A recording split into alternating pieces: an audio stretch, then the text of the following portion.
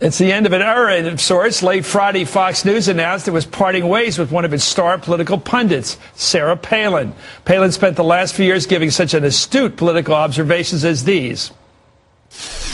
Well, first off, Nancy Pelosi is a dingbat. She's a perfect spokesperson for President Obama's Democrat Party. With all due respect to the office of the presidency, when I hear Barack Obama speak at this point, especially when he lectures about ethics and civility, it's nauseating to me. That's a very scary thought because Barack Obama is a socialist. He believes in socialism, in redistributing wealth, in confiscating hard-earned dollars. Independent, patriotic Americans who desire fiscal sanity in our beloved nation being called terrorists. Heck, Sean, if we were real domestic terrorists, shoot, President Obama would be wanting to pal around with us, wouldn't he? Time magazine, I think there's some irrelevancy there, to tell you the truth. I mean, consider their list of most influential people in the country and in the world, some who have made that list. Yours truly. That ought to tell you something right there regarding the credence that we should give Time Magazine and their list of people.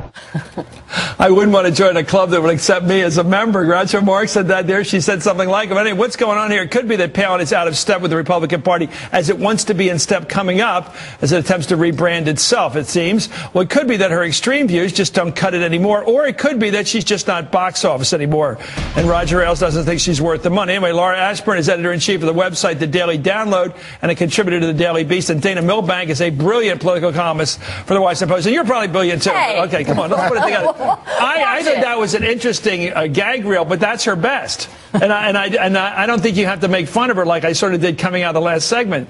But the stupid party has to make some changes. And maybe Fox has to, too. Why didn't she cut the mustard with Fox? Why they were giving her a ton of money. Now she's not on the air anymore. What happened? Her star has fallen. She's not as relevant as she used to be. But, Chris, put it into terms that you can understand. She didn't rate, right? So when someone doesn't rate, you don't review. She's only on for like a minute at a time. How do they know whether she's rating or not? You have minute-by-minute ratings. You know that. What are your minute-by-minute ratings? You know what I thought?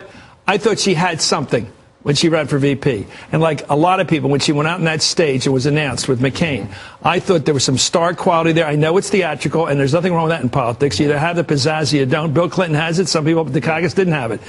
But something faded. I think it was the way they used her on Fox. That little booth she was in up in Wasilla, it didn't show her dash, her excitement, her panache sitting in that little booth. That's what I thought. I think that's part of it. She did fade away, but I don't think it was just the mechanics that weren't working. You don't think it was the kinetics? It's better to burn out than to fade away. But Sarah Palin faded away here over a long period of time, and you know that Fox would be interested in keeping her there if she was still having. But what about the charges she made? Just you say. I think it's a little more nuanced than I do think Obama is a man of the center left. But to call him a socialist, I mean, I'm where he is. I think I'm where he is. But the idea of being a socialist, meaning he wants the government to run all business. What are you talking about? She said he was a socialist, and she said that we were the lamestream media. Those were her 2 points, and that was it. What did she think? What did she add to the conversation? She wasn't adding to the conversation. Now, that said, conservative women love her. Well, they love her. Katie Couric once asked her, I think, a pivotal question. What do you read? Yes. And I do believe that I don't care how original you are in the world, you have to read. You have to keep up. You have to know what the discussion's about. You've got to get into it. She said she read all of them. Well, I think it's a problem being cut off. And you can read the paper anywhere in the world. You can read it in Alaska, read it anywhere you want. That's no excuse. Her stock and trade was being a bomb thrower. And the truth is, bomb throwers are a dime a dozen now. You have, 435 of them in the House of Representatives. So they didn't really need that particular demographic represented there. And so if they had her firing off this, they could also listen to Alan West or Michelle Bachmann or somebody else. And I think it says a lot about the declining. They've faded too. The ones you mentioned have faded too. Michelle Bachmann's faded a long way from where she was. The Tea Party has faded to some extent. I think economic times are better. The demagogue doesn't work as well when the stock market is at a 5-year high.